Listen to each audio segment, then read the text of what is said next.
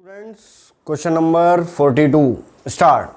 The father of 16-year-old boy who has just been diagnosed with Hodgkin's disease tells the nurse he does not want his son to know the diagnosis. What response by the nurse is best in this situation? It is best if he knows the diagnosis. The cure rate of Hodgkin's disease is high. Would you like someone with Hodgkin's to talk to you? Let's talk about why you don't want him to know. सोच लीजिए और eliminate करके सही answer को live chat window में जरूर डालें. Your time starts now.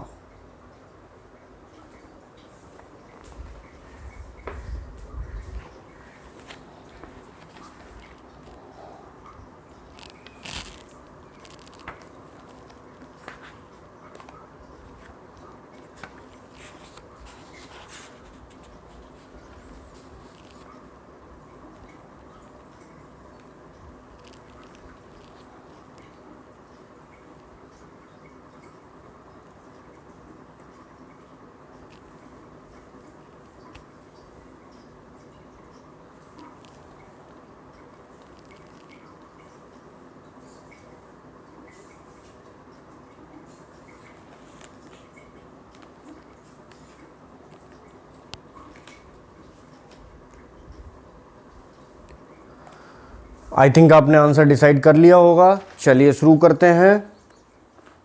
गलत आंसर हटाते हैं. सबसे पहले आपने देखिए 16 साल का एक बॉय है और फादर डायग्नोज्ड हुआ है हॉजकिंस डिजीज से. फादर नर्स को बोलते हैं कि he does not want his son to know about the diagnosis, कि उसके बच्चे को पता न चले डायग्नोसिस या हॉजकिंस के बारे में. इस सिचुएशन में नर्स का बेस्ट रेस्पॉन्स क्या होगा? Best response of nurse. अगर आपने कभी सुना हो कि जब भी कोई डिजीज़ सडन डायग्नोज होती है तो वो एक डाबडा थ्योरी होती है, तो डी का मतलब डिनाइल होता है और आर्ग्यूमेंट, बार्गेनिंग, वो सब आपने पढ़ा होगा. तो जब भी किसी पे ग्रीफ रिएक्शन आती है, दुख या डिप्रेशन की अवस्था आती है, तो हमारा नर्स का सबसे बेस्ट जो रेस्पॉन्सिबिलिटी होती है वो होती है to promote conversation. Means communication block नहीं होना चाहिए. मतलब नर्स को कम्युनिकेशन के दौरान कोई ऐसा सेंटेंस नहीं बोलना है जिससे कि कम्युनिकेशन ही ब्लॉक हो जाए. फर्दर वर्बलाइजेशन ऑफ फीलिंग्स हमें करवाते रहना है. अब देखिए ऑप्शन नंबर 1 है कि ये बेस्ट रहेगा कि उसे इस बीमारी के बारे में पता लग जाए. तो ये तो आपने अपना स्टेटमेंट दे दिया. तो इसका मतलब कम्युनिकेशन ब्लॉक हो गया. कम्युनिकेशन आपने ब्लॉक कर दिया. ऑप्शन नंबर 2 है the cure rate of Hodgkin's disease is high. Again communication block. आपने स्टेटमेंट दे दिया, अपना ओपिनियन दे दिया कि हॉजकिंस डिजीज की क्योर रेट है वो हाई है, तो ये भी आंसर नहीं है. अब सी और डी दोनों आंसर लग रहे होंगे, बट इसका सही आंसर क्या है? इसका सही आंसर है D. Let's talk about why you don't want him to know. कि तुम ऐसा क्यों नहीं चाहते हो कि तुम्हारे सन को, तुम्हारे बच्चे को इस बीमारी के बारे में पता चले, मुझे बताइए. Let's talk. अच्छा, थर्ड आंसर क्यों नहीं है? Would you like someone. क्या आप किसी हॉजकिंस वाले अन्य मरीज से बात करना चाहेंगे?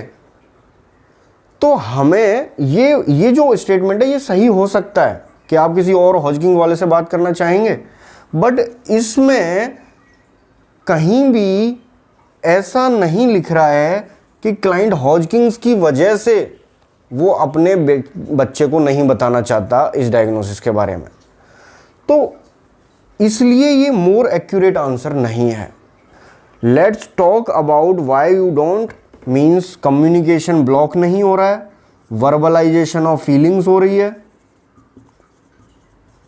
और अब वो बताएगा आगे कि क्यों वो इस डायग्नोसिस के बारे में बताना नहीं चाह रहा है. फिर ये आंसर सही हो सकता है। उसके बाद जब वो बता देगी मैं इसलिए नहीं चाहता हूं या ये सिचुएशन है, तो नर्स सजेस्ट कर सकती है कि हॉजकिंस के किसी और मरीज से क्या आप बात करना चाहेंगे, या ये नर्सिंग रेस्पॉन्स थोड़ा लेटर इंटरवेंशन है।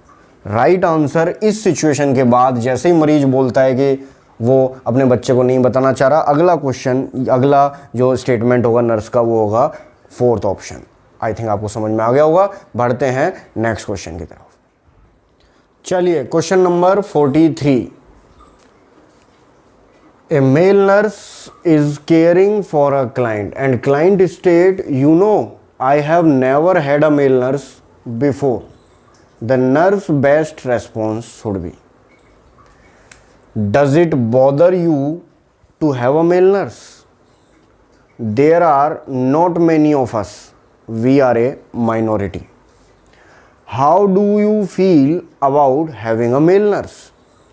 You sounds upset. I will get a female nurse to care for you. 4 option, question समझ लें, आंसर आप जरूर दें। आपका समय शुरू होता है अब।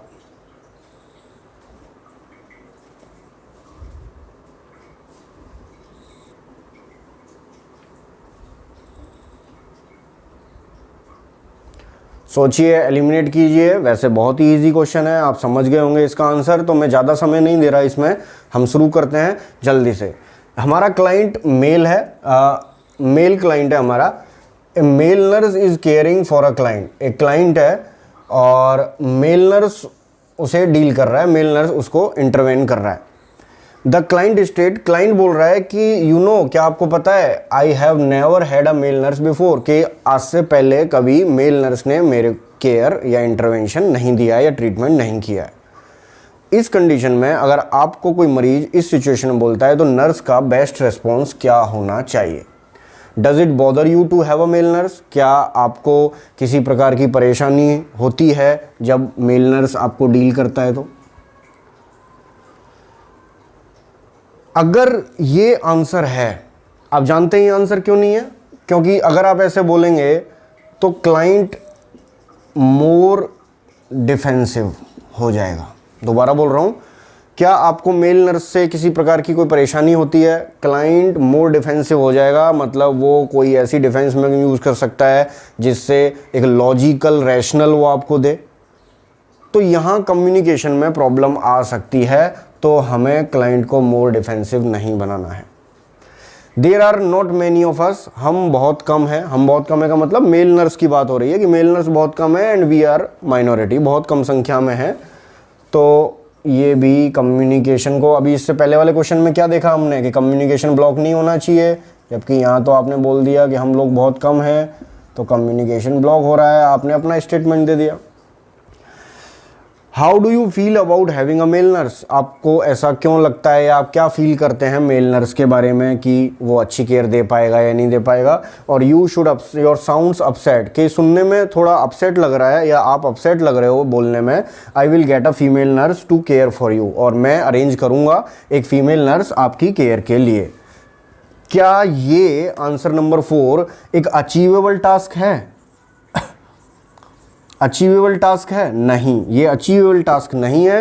Wrong answer. राइट आंसर, इससे पहले वाले क्वेश्चन में भी वर्बलाइजेशन ऑफ फीलिंग्स पर हमने काम किया था, बिल्कुल इसी तरह वर्बलाइजेशन ऑफ फीलिंग्स, यानी how do you feel about having a male nurse, क्या आपको ऐसा क्यों लगता है कि मेल नर्स आपको ठीक से ट्रीट नहीं कर पाएगी, आपके क्या विचार हैं इस बारे में? Right answer is C. बढ़ते हैं next. Right answer is C.